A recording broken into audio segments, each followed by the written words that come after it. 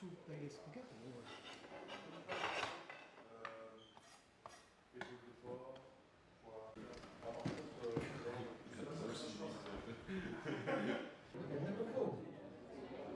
As you can see, this particle is made with two different.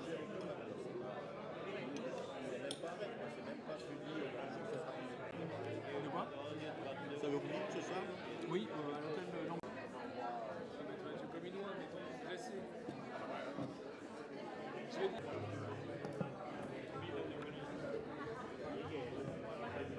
C'est de la table et autour de l'air. Erreur.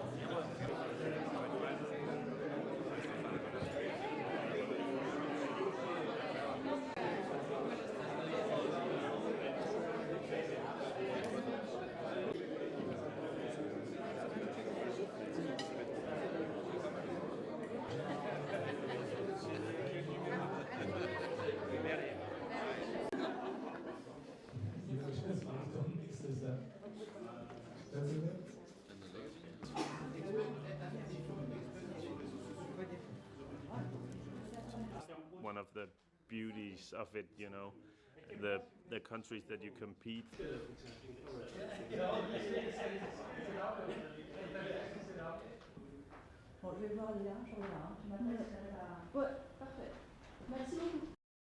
It feels amazing. I'm very honored to be representing Denmark, and I've always enjoyed French cooking and French restaurants, so yeah, I'm super happy, thrilled to go. Thank you very much. Because it's something we do every day in the restaurant, and I really enjoy every time we need to make any kind of pastry or pâtés, terrines, everything. I really enjoy doing it, so yeah. C'est vraiment un produit vraiment de la tradition de la cuisine française. C'est un problème, c'est que c'est un produit qui est très technique. Et c'est pour ça que le concours est très intéressant. Il y a beaucoup de techniques qui rentrent en jeu. La cuisson de la pâte, on peut croire que c'est facile, c'est très difficile. Il y a du volume, il y a de l'épaisseur, il y a la gelée, la qualité de la gelée. On l'a vu sur différentes épreuves. Des fois, il n'y a pas de gelée lorsqu'on coupe la tranche. Le goût, ça peut paraître bête, mais un goût homogène. Donc les notes sont vraiment très détaillées, c'est vraiment difficile. Depuis qu'on fait le concours, certains ont essayé de faire du poisson. On les a sélectionnés justement pour pas qu'on nous dise qu'on bloquait le concours. Et à chaque fois, ils finissent dernier. Donc c'est vraiment la tradition. Et je pense que si on veut gagner ce concours, il ne faut pas oublier ce que c'est l'histoire du pâté côte. Il faut bien lire les vieilles recettes et partir sur le classique. Je vous remercie.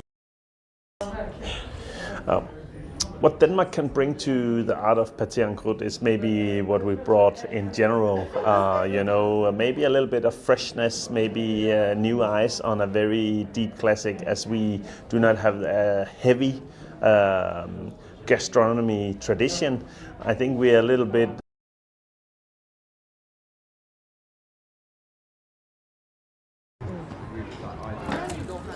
I suppose because we've got their later on a bit like. We've got our croissant shell, and then we've got the mince meat, which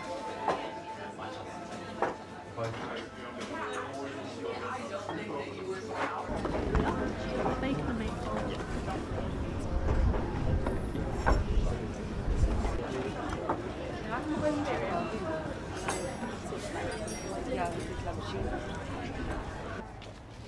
I would describe this as a fun pastry version of a mince pie.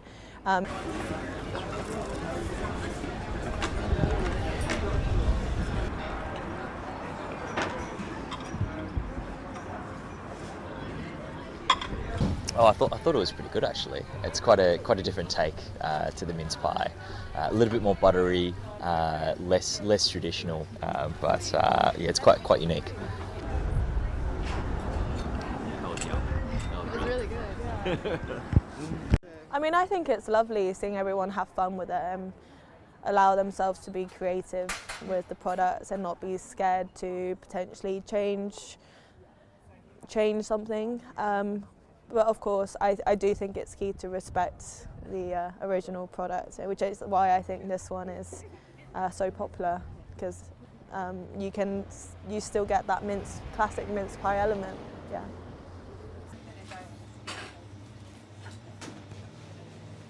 Don't film this bit the rest of it. Almond on top, we've done hazelnut and chocolate.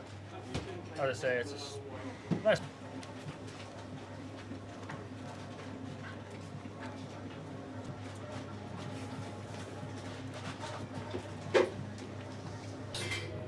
Here's like a normal crisps thing. What else can we do with it? Can we play with it and just try and make something a bit more appealing to, especially maybe like a younger crowd, or people want to take nice Instagram photos or something like that, you know?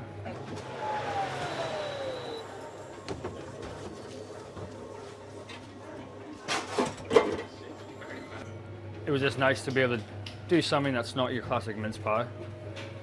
Has a bit more, to me it's a bit more juicier, a bit more flavoursome. You know, you get a nice croissant dough. So you're just getting an overall better eating experience, I'd say. It's bigger, it looks funner.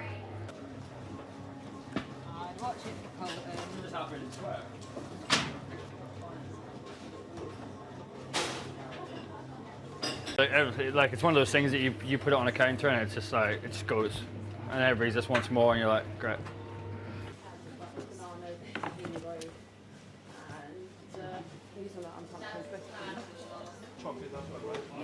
It's going to be ready on that.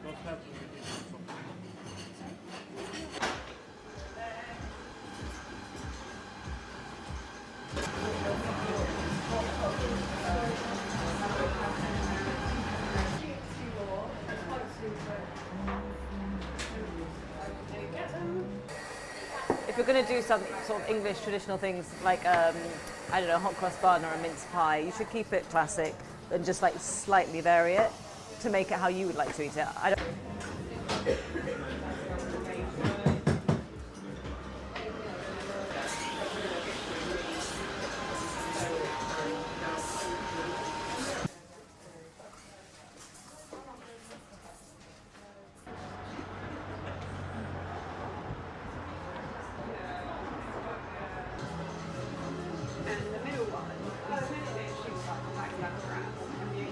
I also think some of the English classics can be not completely transformed, but made better, you know, and made more current.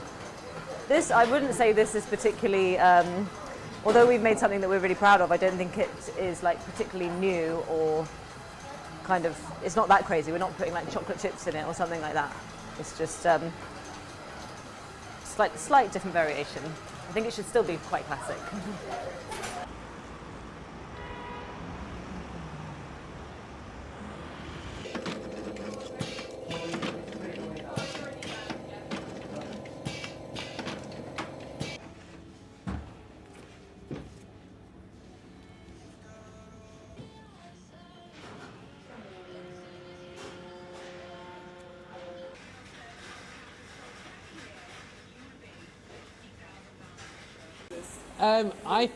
I think if your mince pie is good enough, you don't need to come up with gimmicks to make people want to buy it.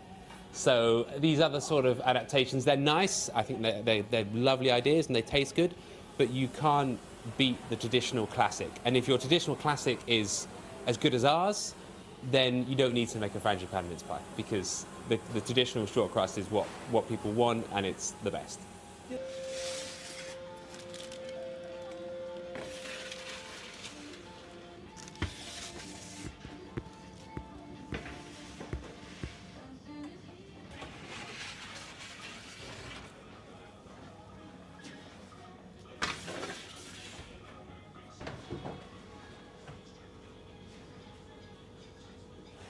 This is a 17th century mince pie recipe. It says, for 6 mince pies of an indifferent bigness, take half a peck of the finest flour, 2 pounds of sugar, 2 pounds of butter, a loin of fat mutton with a little of a leg of veal, minced small, raisins of the sun, currants, cloves, mace and nutmeg. It also includes orange and lemon and some dates. One of the things that's interesting to people, I think, about this mince pie recipe is how much it hasn't changed in some ways, right? It has spices, it has pastry, it has sugar, but then obviously the veal in particular and also the lamb are quite shocking to a modern audience. And I think that perhaps in 400 years, the salted caramel will be just as shocking to an audience of the future. I think just food changes over time, right? And that's one of the things that's great about food culture, especially in a city like London.